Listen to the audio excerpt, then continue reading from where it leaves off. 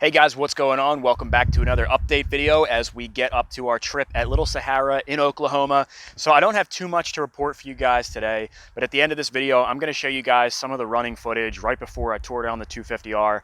So people following the series, what's going on, but people that aren't, I decided to send the quad out for a rebore, but it was running pretty well. You guys will see at the end. So as far as the 250R goes, I don't really have any updates on that. We're still waiting for the piston to get out to Justin's guy who's going to be machining the cylinder and making sure everything is right. I got a lot of comments and stuff, people thinking that I sent it to a guy to do like a ball hone with a drill kind of deal.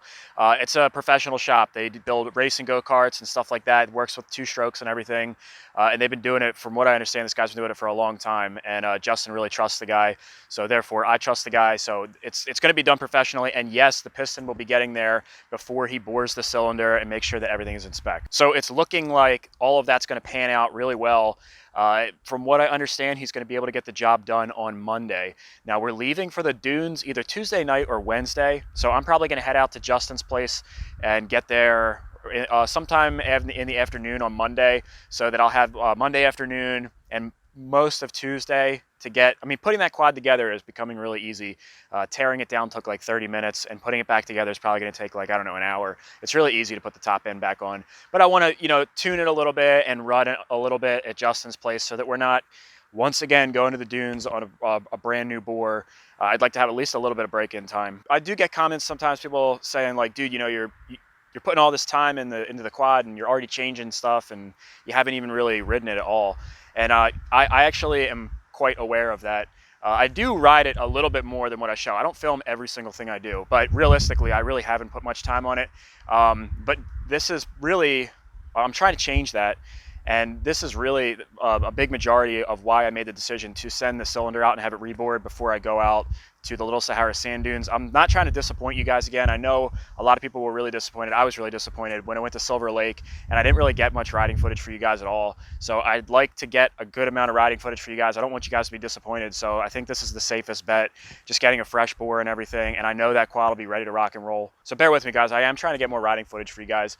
I know you guys want to see what the machines can do and stuff, and I really want to get more riding experience. And as for the tires, the reason that I was switching them out is because I got a flat tire in the back of the 250R. The hole is too bad to plug. I really would not be comfortable plugging it. One tire to replace, I think is around $85 to replace those hole shots. So I was looking at different sets of tires and stuff, because for some other brands, you can almost get two tires for the price of one of hole shot. Wound up finding O-bore tires, and they wound up hooking me up with an entire set. They want me to run their tires to see how they work and everything. So that's why we're switching out the tires on that. I thought that was a great opportunity. I may run hole shots again in the future. The front tires are still great, and that one rear tire is still good. So I could always replace that one and run the MXR6s in the future. But they're also a 2-ply, which is just, it's a little bit thinner than what I'd like. I didn't really take that into account when I chose them. The O-bores are 4-ply, which still isn't the beefiest. You can go up to 6-ply, but for motocross, 2-ply is really, from what I understand, I've been wrong about things in the past. I understand that. I don't always make the best decisions in the world. But 2-ply, I've noticed quite a few 2-ply motocross tires, and ITP has been around forever. So I think that's typically what guys run. I don't really know. You guys will have to let me know in the comment section below. But I like that the O-bore tires are 4-ply, because I'm not a motocross rider. I do plan to take that quad to the track, to do some light motocross jumping and stuff, but I'm not actually going to race the thing. And this way, if I take it to the trails, I don't really have to worry about popping a tire as much as I would with the 2-ply tires. So moving on to the top quad, I did do some more work on the bottom end last night, and that thing has been a nightmare. Not really in the sense that things aren't coming together, but it was a basket case. So I picked up that quad and it was in bins. And I can't tell you guys what quad it is. I wish I could show you what's going on in the garage, because oh man, it's really turning out nice. But last night, it was like I probably worked on the top quad for 4 or 5 hours, and it looks like I almost got no progress. I did. It's just little minute things, and it's difficult being a basket case, finding all the little pieces and stuff and what goes where. So I didn't break that motor down, and I've never worked on this particular type of quad. So it's a little bit unknown territory for me. So even with the service manual, it's just taking more time.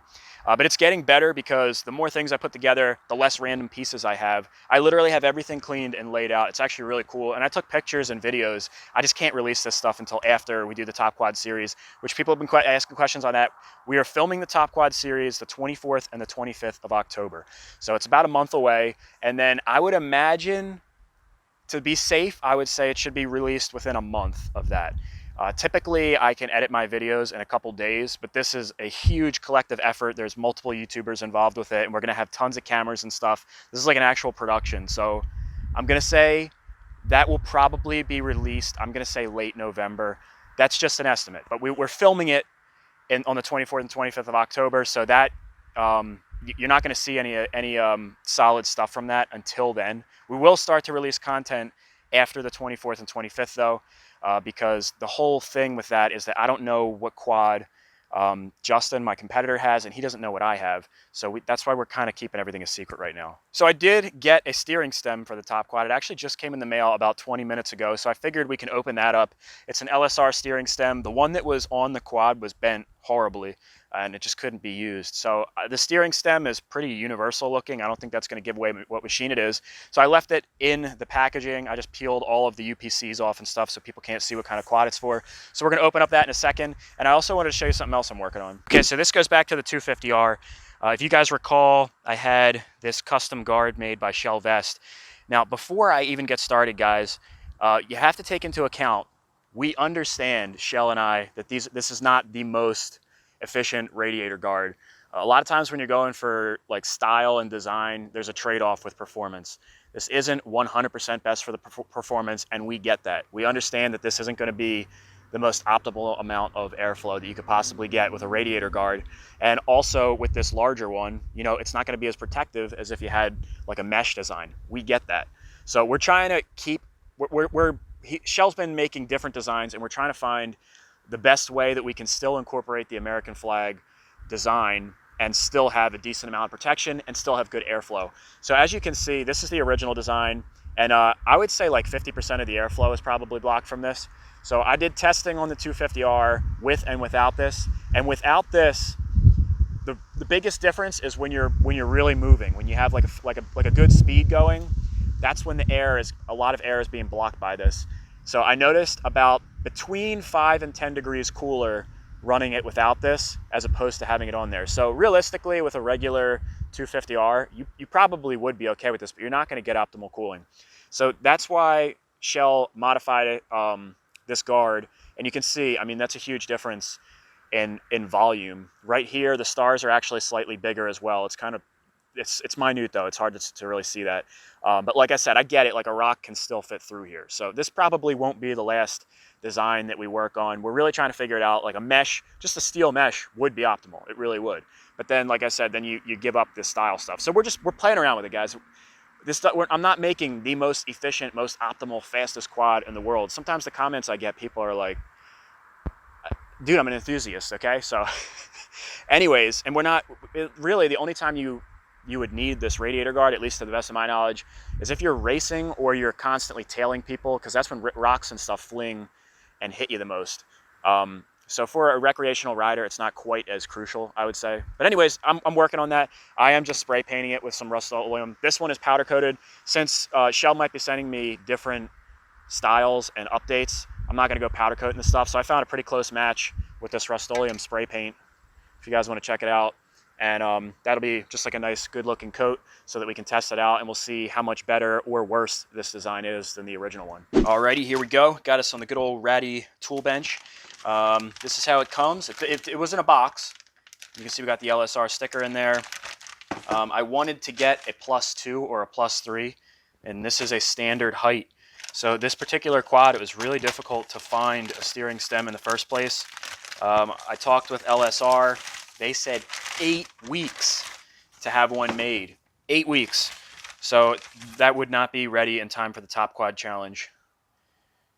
Gotta love stickers. So I was kind of left to find either a used one, which I was unable to find, and having one made. So I talked to Roll Design. They didn't have any in stock. LSR obviously didn't have any in stock. And luckily, I hit up ATV Galaxy, because I mean, these are for sale on eBay, but they're made to order. So if you order one, it needs to be made. And they didn't have any in stock. And then, you know, I'm searching and searching and searching, and I was actually getting ready to make one. I was going to buy some 4130 chromoly steel and just weld up a steering stem myself, because I like doing stuff like that. And I think that would be kind of fun to make my own stem. But as I was literally calling around to steel shops to order the steel tubing, and ATV Galaxy hit me up and they said they found this in the back of their warehouse. So I couldn't really be picky with the height or anything. So like I said, it's the OEM height, but it is +1 forward. You can see how the clamps go forward. All right, so there it is. Nice, clean, gloss black. I probably would have gotten a different color as well because I like flashy colors and stuff. And then I found these old EC ATV bar clamps in the shed. I bought these like 10 years ago probably. And I accidentally got 7/8 inch bar clamps. I never use 7/8 inch bars really anymore. So actually what I'm going to do, I've had these sitting forever. They're brand new. I don't know if you guys remember this place, EC ATV. They used to be featured in Dirt Wheels magazine. It's East Coast ATV. And the owner, Dave Gibson, grew up right down the street from me. Like, no joke, you could walk to his house. You could drive to his house in like a minute, literally. And that dude was like one of my idols. But he turned out to be a bad apple. Some of you guys probably heard about what happened to him. But East Coast ATV is no more. So this thing is a classic. This thing is probably worth some dough. But yeah, so luckily, I didn't have to get risers. We'll be able to use these. And what I'm going to do is I'm going to take these over to Mechanical Hulk's house, Matt's house. His pop is a master machinist, and he's going to bore these out so that they can be used with 1 1/8 inch fat bars. And while we're at, oh no, I thought this was a clear sticker. I was going to put this right there. I don't know. I have an idea.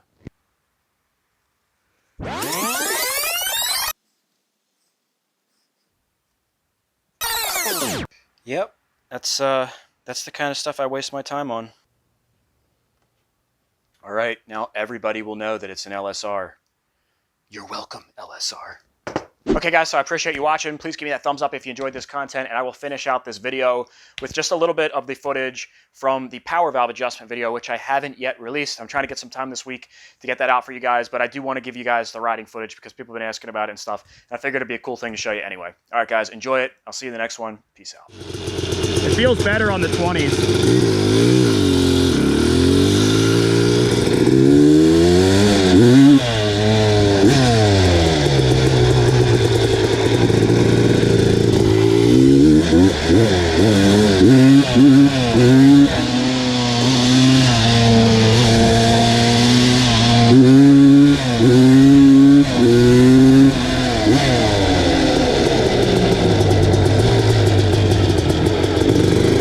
It's got power.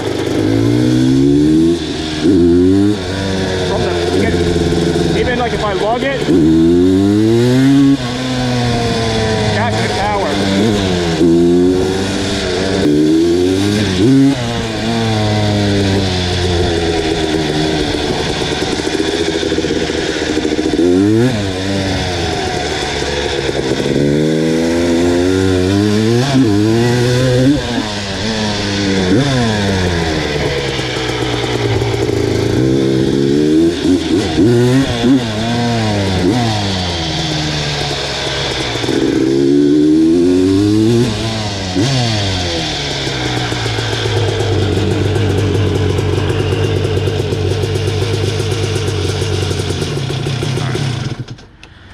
So you see that, I mean, it actually feels really good, I'm not gonna lie. I think it might have warmed up a little bit since the last time I took it out like 5 minutes ago. It does feel like it breaks up just a little bit in the top end, and that could also be that it's not fully warmed up. I mean, we're at 135 degrees right now.